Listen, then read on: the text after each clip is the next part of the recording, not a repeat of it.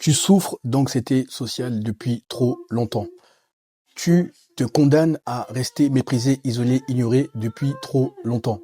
Il est grand temps que tu changes de réalité. Le problème est que lorsque tu te retrouves face à des hommes qui vont te faire passer au niveau et au stade supérieur, eh bien, tu te convaincs à tort que tu ne vaux rien, que tu ne vas pas pouvoir prouver ta valeur, que tu es condamné à être méprisé, isolé, ignoré. Lorsque tu te retrouves en face d'une belle créature, eh bien, tu perds tes moyens. Tu sèches, tu transpires. Alors que il est tout simplement question de te calibrer sur l'identité et la réalité supérieure. Vois-tu, depuis les 30 dernières années, les 40 dernières années, les 50 dernières années, tu t'es convaincu à tort que comme tu souffres d'anxiété sociale, rien ne sert d'être résilient, combatif, rentre dedans. Rien ne sert de changer d'identité pour changer de réalité. À partir de maintenant, tu dois faire en sorte que le monde se soumette naturellement à ta volonté. Premier point, paranoïa versus pronoïa. Depuis trop longtemps, tu vis sous le prisme de la paranoïa. C'est-à-dire que les épreuves, les déboires, les déconvenues que tu as vécues t'ont placé dans une posture victimaire. Tu te dis que le monde est contre toi. Tu te dis que les personnes sont contre toi. Tu penses à tort que tout le monde complote pour ton échec. Tout le monde complote pour que tu restes cet homme méprisé, isolé, ignoré. Et si je te disais que à partir de maintenant, tu dois adopter la pronoïa, contrairement à la paranoïa. Qu'est-ce que la pronoïa? C'est partir de la disposition d'esprit que les déboires, les déconvenues, les déceptions, quelle que soit leur nature, ont ton intérêt supérieur à cœur. Autrement dit, à partir de maintenant, tu dois faire de l'univers ton allié. Tu dois faire de l'univers ton meilleur compagnon de route. Comment tu fais cela concrètement? Car depuis trop longtemps, tu t'es lavé le cerveau avec ce programme social qui n'a pas d'autre ambition que de faire de toi un homme méprisé, isolé, ignoré. Je veux que tu analyses toutes les épreuves, tous les déboires, toutes les déconvenues que tu as vécues, que ce soit les hommes, que ce soit les femmes, quelle que soit la nature, même si c'est interne, même si c'est psychologique, même si c'est mental, même si c'est spirituel. Je veux que tu notes tous les bénéfices que tu en as tirés. N'as-tu pas remarqué que à chaque tempête, tu pensais ne pas te relever et une fois que la tempête est passée, tu en es ressorti plus fort, mûr, grandi, confiant, tu n'es plus le même homme. C'est en ce sens que tu dois analyser tous les événements sous le prisme de la pronoïa. Pourquoi? Car spirituellement, lorsque on veut te faire passer au niveau et au stade supérieur, autrement dit, lorsque tu demandes la sagesse, lorsque tu demandes le discernement, lorsque tu demandes à être fort, lorsque tu demandes à être un homme solide, eh bien, on ne te tendra pas ces qualités, ces dispositions d'esprit sur un plateau d'or, d'argent, de diamant.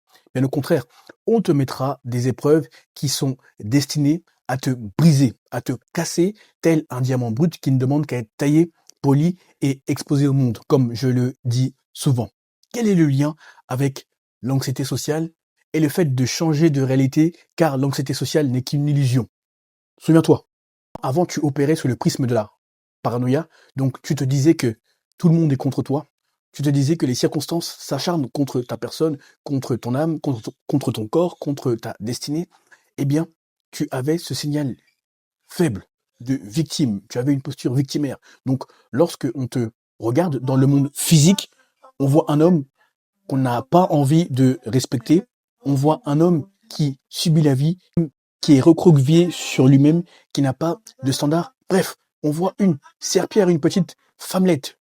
Alors que lorsque tu embrasses la pronoïa, tu constateras que tous les événements travaillent en ta faveur. Donc à partir de maintenant, tu vas littéralement faire une liste dans ton iPhone ou une liste sur un bout de papier avec un stylo et tu vas noter toutes les leçons que tu as apprises des épreuves, des déboires, des déconvenues. N'as-tu pas constaté que tu en es ressorti beaucoup plus fort, beaucoup plus sage, beaucoup plus analytique quant aux hommes et aux femmes que tu connais et que tu ne connais pas? Tu es un homme différent. C'est en ce sens que la pronoïa doit te caractériser.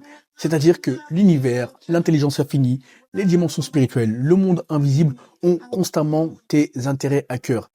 Tant que tu refuseras de changer de prisme, c'est-à-dire le prisme sous lequel tu analyses tes déboires, tes épreuves, tes déconvenues, tes déceptions, tu attireras toujours la même réalité, celle d'un homme méprisé, isolé, ignoré, dont les hommes ne voient pas la valeur et dont les femmes font leur serpillère. À toi de changer de réalité. Paranoïa versus pronoïa. Deuxième point, tu dois prendre conscience que lorsque tu veux passer au niveau et au stade supérieur, tu dois savoir te vendre. Quels que soient ces hommes, quelles que soient ces femmes, tu dois avoir des compétences sociales en béton. Et plus tu refuseras d'affronter cette peur, à savoir échanger avec n'importe quel homme, échanger avec n'importe quelle femme, quelle que soit sa beauté, plus tu restreindras ton potentiel. Pourquoi? Parce que spirituellement, on peut te montrer ce que tu vas devenir. On peut te montrer une vision si extraordinaire, une vision presque miraculeuse, au point où lorsque tu te réveilles, tu as du mal à y croire. Mais pour que cette vision se matérialise, il faudra bien, que tu le veuilles ou non, agir férocement. Donc, être en contact d'hommes ou de femmes qui vont te faire passer au niveau et au stade supérieur. Pourquoi?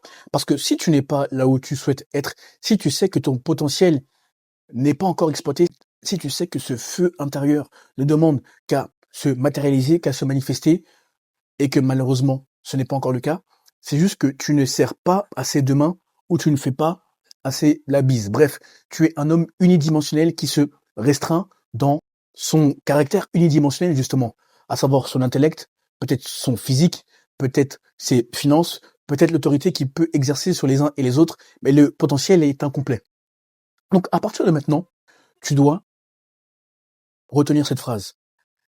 La matérialisation de tes ambitions n'est ni plus ni moins que la préparation qui rencontre l'opportunité.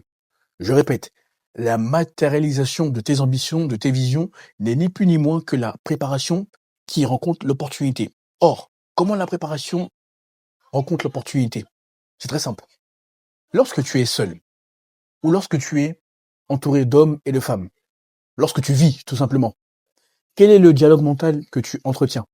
Quelles sont les pensées que tu entretiens? Quelle image as-tu de ta personne? Comment interagis-tu avec les autres, les hommes comme les femmes? Lorsque tu es sur le point de dormir ou lorsque tu te réveilles, quels sont les scénarios que tu entretiens dans ton esprit? Comment tu te comportes d'un point de vue externe? Qu'est-ce que ça a à voir avec le fait que la préparation doit rencontrer l'opportunité, Olivier? La préparation n'est pas seulement physique. La préparation n'est pas seulement externe. La préparation est surtout invisible, et surtout spirituelle, et surtout métaphysique. Car si tu constates que lorsque les dimensions spirituelles, la vie, l'univers, l'intelligence infinie, t'entr'ouvrent une porte afin de passer au niveau et au stade supérieur, afin de démontrer ta valeur lorsqu'il s'agit de ces hommes, quel que soit leur statut, quelle que soit leur finance, ou lorsqu'il s'agit de ces femmes, lorsque tu es sur le point d'être dans ce fameux lit ou dans ce fameux bar, tant que tu ne te calibreras pas sur l'identité supérieure afin d'être convaincant, avant même que l'événement arrive, eh bien, tu t'auto-saboteras constamment. Donc, à partir de maintenant, il faut que tu vois, que tu perçoives l'homme que tu vas être d'ici 5 ans, d'ici 10 ans, d'ici 20 ans. Tu dois penser en décennies. C'est là que la préparation commence. La préparation doit être mentale, doit être intellectuelle, doit être spirituelle, doit être émotionnelle, doit être physique, doit être métaphysique. Autrement dit, tu dois être aligné et discipliné vers la version que tu as vue d'ici 5 ans, 10 ans, 15 ans, 20 ans. Et tu remarqueras que tu provoqueras toi-même les synchronicités. Pourquoi? Étant donné que tu auras tellement entretenu ce scénario dans ton esprit, dans ton âme, dans ton corps, tu auras vu tel que tu me vois à l'écran, tu auras entretenu les dialogues tels que tu me vois te parler, tu auras nourri les émotions telles que tu me vois nourrir des émotions en te parlant, la passion, etc. Lorsque tu auras suffisamment peaufiné la préparation et que tu rencontreras l'opportunité, tu n'auras pas d'autre choix que de constater que l'anxiété sociale fera partie de ton passé, de l'ancienne version de toi-même. Par conséquent, lorsque tu arriveras devant les gens et se diront, mais Cet homme, il a quelque chose de différent. Il sort du lot. Il sort de la masse des hommes méprisés, isolés, ignorés. Pourquoi? Parce que avant même que tu ouvres la bouche, avant même que tu prononces un mot, ton énergie, ta vibration, ta fréquence sont tes avocates. Oui, tu as bien compris, tu as bien entendu. Le travail externe, la gueule que tu as, le physique que tu as, la présentation, le style, l'apparence que tu as, c'est très bien. Mais l'interne va dicter l'externe. Tout cela n'est que la cerise sur le gâteau. Et tant que tu refuseras de faire ce travail interne, tes blocages mentaux, tes blocages spirituels, tes blocages émotionnels, tes blocages physiques, bref, quelle que soit la nature de tes blocages, cela te rattrapera constamment. Donc, souviens-toi, la préparation rencontre l'opportunité. Si tu refuses d'appliquer cela, je ne te donne pas cher de ton potentiel, malheureusement. Aussi, garde à l'esprit que ton niveau de succès global n'excédera jamais ton niveau de développement personnel. Qu'est-ce que ça veut dire concrètement? Même si on te met la meilleure opportunité devant toi, donc ces hommes qui vont te faire passer au niveau et au stade supérieur parce que tu as fait la préparation mentale, émotionnelle, spirituelle, physique, métaphysique, etc. Ou encore qu'on te met cette belle créature afin d'être dans ce fameux bar, dans ce fameux lit, eh bien, tu retomberas toujours sur ton identité d'avant, sur ton identité antérieure. Pourquoi? Car le travail invisible surpassera toujours le travail visible. Autrement dit, le monde extérieur n'est qu'un miroir de ton travail invisible. Typiquement, lorsque tu regardes quelqu'un qui vient de gagner au loto, n'as-tu pas constaté que dans les 3 à 5 ans, il retourne à la case départ sur le plan financier, car le travail interne n'a pas surpassé le travail externe. Tu comprends le point.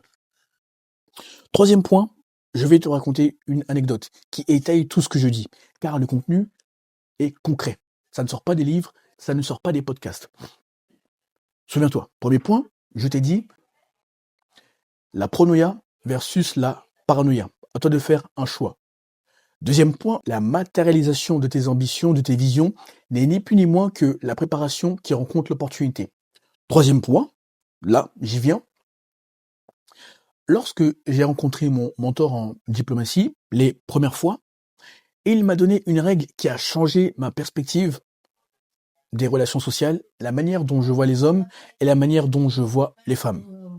Étant donné que moi, comme tu le sais, j'ai 29 ans et j'ai rencontré mon mentor, je devais avoir 23 ans, 24 ans, quelque chose comme ça.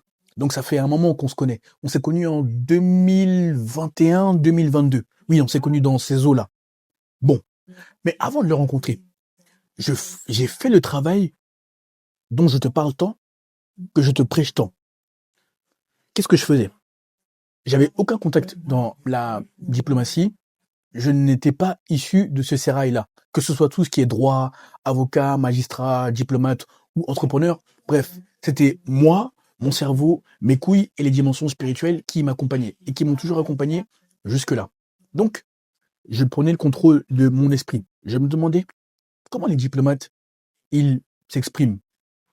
Quelles sont les occupations auxquelles ils s'adonnent? Comment ils s'habillent? Quels sont les hommes qui les entourent? Quelles sont les femmes qui les entourent? Avec quel type de femmes ils se livrent à des activités charnelles?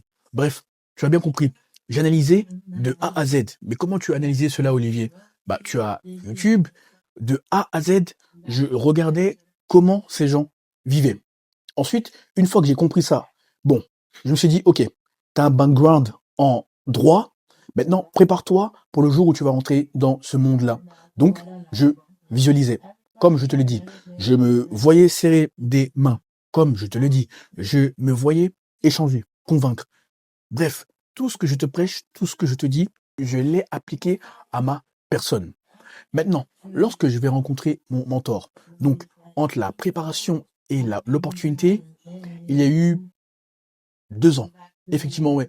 Exactement, il y a eu 2 ans entre la préparation et l'opportunité. La règle qu'il va me donner est, Olivier, voilà tous les ambassadeurs.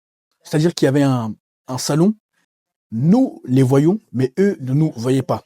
Donc en fait, c'est comme si tu es en surplomb, tu es en hauteur par rapport aux personnes, aux interlocuteurs en question. Donc, il y avait les diplomates, l'ambassadeur de la Russie du Maroc, les ambassadeurs africains, bien entendu, bref, tous les pays auxquels tu peux penser globalement, l'Angleterre, etc., ils étaient là.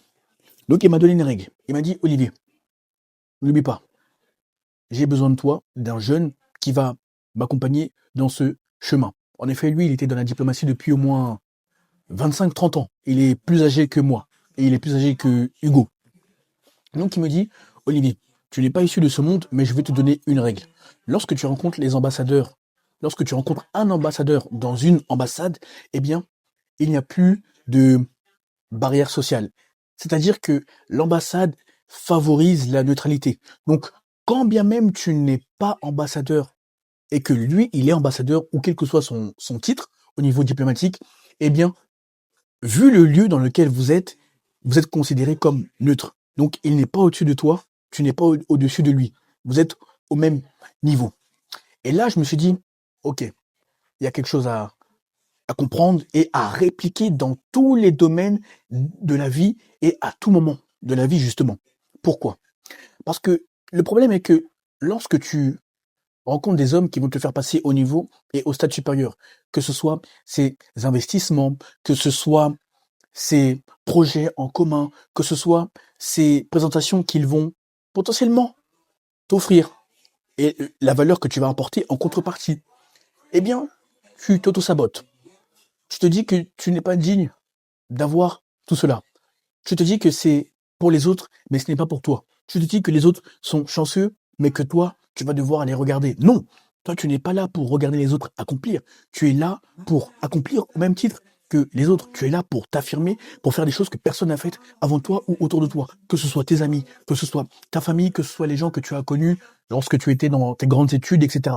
Bref, toi, tu dois être quelqu'un qui agit, pas seulement un spectateur qui regarde les autres. Donc, ça m'a donné extrêmement confiance en moi. Pourquoi? Je ne dis pas qu'avant je n'avais pas confiance en moi, mais quand tu entres dans une nouvelle sphère, dans un nouvel environnement, il faut jouer avec les codes de cette sphère et de cet environnement. Donc, il m'observait. Il me disait, vas-y, tous les ambassadeurs sont là, va accomplir la mission que je t'ai donnée. Pour nous deux, pour le pays en question, et pour toi-même. Fais tes armes. Donc là, tu dois développer tes compétences sociales. Tu as un monsieur qui t'introduit, qui te prend comme son poulain, et qui te lâche comme un oiseau qui doit s'envoler, qui doit faire ses propres preuves. Qu'est-ce que tu fais? Est-ce que tu t'auto-sabotes? Est-ce que tu te dis que tu n'es pas digne d'avoir ce que le monde a le plus beau offrir? Est-ce que tu te dis que tu n'es pas digne de prouver ta valeur? Ou au contraire, tu te souviens que l'univers travaille constamment en ta faveur via la pronoia, et tu te souviens que la matérialisation de tes visions, de tes ambitions n'est ni plus ni moins que la préparation qui rencontre l'opportunité. Une fois que tu pars de ce postulat, que spirituellement tu n'es jamais seul, que métaphysiquement tu n'es jamais seul, car tu es un demi-dieu qui co-crée avec l'univers, eh bien crois-moi, ça change ta perspective. J'ai fait tout ce qu'il m'avait demandé de faire, les contacts ont été entrepris, etc. Quand bien même lui, il les connaissait déjà, parce que c'est son terrain de jeu depuis 20, 30 ans. Mais moi, c'était une manière de me former sur le tas, selon lui, et c'est la meilleure manière d'ailleurs, au lieu de cette théorie à la con. Ensuite, il m'a dit une chose que je n'oublierai jamais. Il me dit, Olivier, c'est là où tu te rends compte que tu es un co-créateur avec l'univers. Tu es beaucoup plus jeune que moi, je t'ai observé, mais j'aime bien parce que tu es discipliné, tu es loyal, tu as une parole, tu es quelqu'un qui a des fondations solides. C'est-à-dire que tu n'es pas instable, quels que soient les événements. Que ce soit une femme, que ce soit la famille, bref, quelle que soit la nature des troubles que tu peux rencontrer, eh bien, tu es toujours solide, ferme. Et pour cela, je veux te garder à mes côtés. Si tu restes, si tu gardes cette disposition d'esprit, si tu continues à agir de la sorte, toi et moi, on fera un long chemin. Je te lâche pas, il me faut un jeune comme toi. Qu'est-ce qu'il va me dire ensuite? Il me dit, est-ce que tu connais Christophe de Margerie? Je lui dis, oui, il me semble que c'est un monsieur rond, barbu, le PDG de Total. Il me dit oui. Il me dit, ben, malheureusement, il est mort, sinon je te l'aurais présenté. C'était un de mes meilleurs amis. D'ailleurs, il me semble qu'il est mort en 2014. Et il me dit, je regrette tellement de ne pas pouvoir te le présenter parce que il t'aurait apprécié. Quand bien même tu es un jeune qui a 23 ans, 25 ans, je me souviens plus quel âge j'avais exactement à l'époque, entre 23 et 24 ans, entre 23 et 25 ans. Eh bien, il t'aura apprécié parce que tu es mature et nous, on aime les hommes loyaux, solides. En plus, tu as une fondation spirituelle qui va te permettre d'éviter bien des déboires, des déconvenus, des déceptions. Quand bien même, je regrette de ne pas pouvoir te le présenter parce que c'était quelqu'un de très humain, je vais te présenter d'autres personnes. Pourquoi je te raconte tout ça? Parce que toi, il faut que tu superposes à ta vie, quel que soit ton âge, quel que soit d'où tu viens, quelle que soit ta vision, quelle que soit ta mission. Il faut que tu te souviennes de ces 3 points. La pronoia versus la paranoïa ou la paranoïa versus la pronoïa. Deuxième point, il faut que tu te souviennes que la matérialisation de tes visions, de tes ambitions, n'est ni plus ni moins que la préparation qui rencontre l'opportunité. La préparation est interne et elle est externe. Troisième point, lorsque tu rencontres l'opportunité, qu'est-ce que tu fais? Est-ce que tu agis férocement par rapport à ce qui a été décrété de toi, spirituellement, ou est-ce que tu te fies à ce que les hommes ont dit de toi? N'oublie pas, tu es un demi-dieu créateur qui peut co-créer sa réalité avec l'univers. Tout dépend de ta discipline émotionnelle, mentale, spirituelle, métaphysique, physique. Écoute, réfléchis à la vidéo, médite, fais des pauses, mais surtout, applique férocement le contenu. Et lorsque tu as obtenu des résultats phénoménaux, tu as tes 2 liens favoris en description de cette vidéo. Premier lien, tu as mon Instagram. Tu as juste à m'envoyer le message pouvoir afin que je vois comment je peux t'aider par rapport à ta situation sur mesure, afin que je m'assure que ça fait sens que nous travaillons ensemble, afin que je vois si tu corresponds à l'un de mes programmes et surtout que tu es prêt à investir sur toi. En effet, le contenu n'est pas pour tout le monde, les DM ne sont pas pour tout le monde, par conséquent, le coaching l'est encore moins. Et si tu n'as pas Instagram, crée Instagram pour l'occasion si tu veux travailler avec moi. Sans l'échange sur Instagram, nous ne travaillerons pas ensemble, il n'y a pas d'exception à la règle. Même si tu as 40 ans, 50 ans, ce qui est le cas pour beaucoup dans l'audience, crée un Instagram spécialement pour échanger avec moi, sinon on ne le fera pas. Deuxième lien, toujours en description de cette vidéo, tu as mon agenda digital. Cette fois-ci, après avoir échangé via Instagram, comme tout le monde, comme tous les hommes avant toi, tu as mon agenda digital. Cette fois-ci, nous échangerons via un appel vidéo. Je verrai si tu corresponds à l'un de mes programmes, si tu es prêt à investir sur toi et surtout que ça fait sens que nous travaillons ensemble. En effet, le contenu, les DM, le coaching ne seront jamais pour tout le monde. La qualité prévaudra toujours sur la quantité. Sur ce, bonne réussite, à très vite.